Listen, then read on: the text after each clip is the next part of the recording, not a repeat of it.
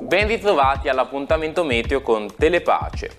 Sabato 8 novembre la situazione, che è la perturbazione che sta lambendo la Liguria, si muoverà verso sud nelle prossime ore, favorendo un miglioramento del tempo sulla nostra regione, soprattutto lungo la fascia costiera, temperature in aumento.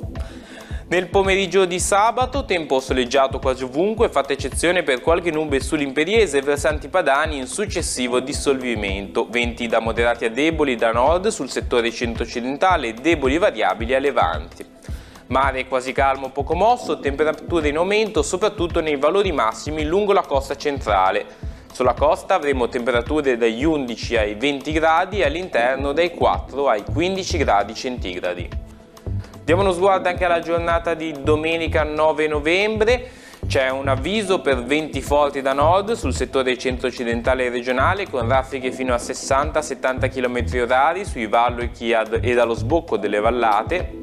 Per quanto riguarda i fenomeni, addensamenti di nuvole bassi lungo i versanti padani al mattino con sconfinamenti sui crinali dei versanti marittimi in lenta attenuazione nell'arco della giornata, cielo sereno lungo la fascia costiera.